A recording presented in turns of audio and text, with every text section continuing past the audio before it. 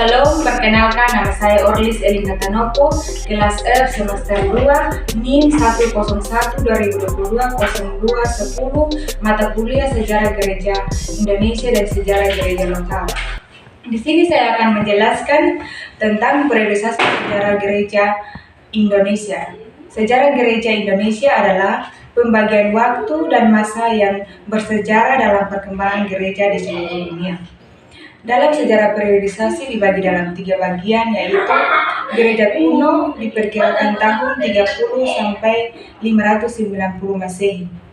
Gereja abad pertengahan atau 590 sampai 1492 sampai 1517 dan gereja zaman baru 1492 sampai 1517 atau sampai sekarang.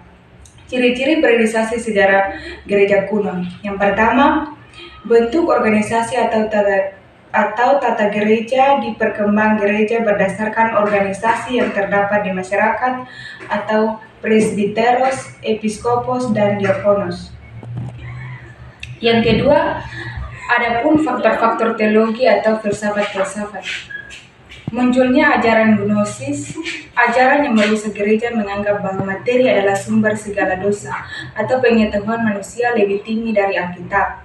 Dan gereja mengemukakan 3 ajaran benar, yaitu kanon Alkitab, pengakuan iman, dan pewarisan jabatan uskup. Yang ketiga, penganiayaan gereja. Ada beberapa kaisar yang melakukan penganiayaan. Yang pertama, pengakuan agama Kristen pada tahun 313 sampai 590 Masehi mempunyai ciri-ciri yaitu sebagai berikut. Yang pertama, Kaisar Konstantinus Agung memberi toleransi kebebasan kepada warga negara Romawi untuk agama Kristen.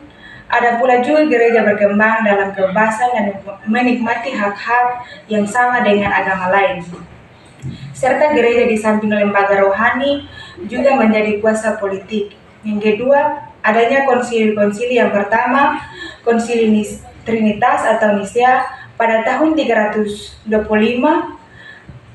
Ada 3 ugnum, yaitu Bapa, Anak, dan Roh Kudus yang mempunyai hakikat yang sama atau hakikat 3 ugnum. Yang berikut, Konsili Kristologi atau Kalkedon pada tahun 451 membahas mengenai tabiat ilahi dan tabiat manusiawi atau 1 ugnum 2 tabiat. Yang berikut berdirinya biara-biara karena diakibatkan dosa dan bukan saja menjadi lembaga iman, tetapi sebagai pusat pendidikan ilmu pengetahuan, kebudayaan, dan kesenian. Yang berikut abad ke-5, kuasa kekaisaran Romawi di Eropa Barat dapat dimusnahkan dalam keadaan yang penuh goncangan di daerah tersebut. Yang berikut pecahnya gereja Barat dan Timur. Latar belakangnya pecah gereja Barat dan Timur karena tidak mungkin satu kaisar memimpin seluruh gereja yang ada. Ada juga faktor bahasa. Gereja Barat memakai bahasa Latin, sedangkan gereja Timur mereka memakai bahasa Yunani. Yang kedua, gereja abad pertengahan diperkirakan 590 sampai 1492 atau 1517. Periode abad pertengahan dibagi dalam 3 bagian, yaitu awal periode abad pertengahan, tengah abad pertengahan, dan akhir abad pertengahan. Pada abad pertengahan gereja dalam zona nyaman, akan tetapi gereja mengalami penurunan, yaitu dalam standar hidup. Para imam memiliki hidup yang duniawi, begitu juga dengan gereja. Kemudian terjadinya perang salib. Setelah abad pertengahan masuk masa reformasi yang diumumkan oleh Martin Luther. Kontra-reformasi berhasil menyebar Injil ke belahan masa reformasi, dan kontra-reformasi terjadi pada tahun 1517 sampai 1650.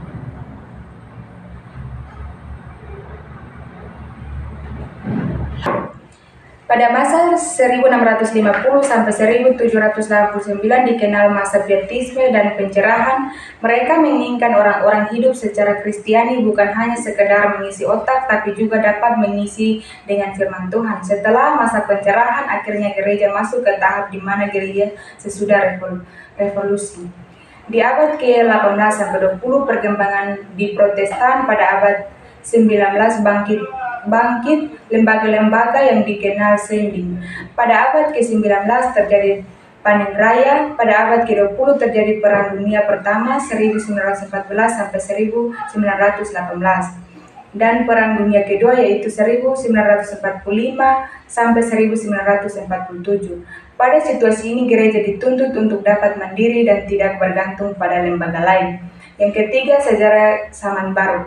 Periode zaman kini yaitu abad ke-21, gereja zaman sekarang memiliki tantangan tersendiri dan pergumulan tersendiri. Sekian yang dapat saya sampaikan tentang periodisasi gereja. Salam.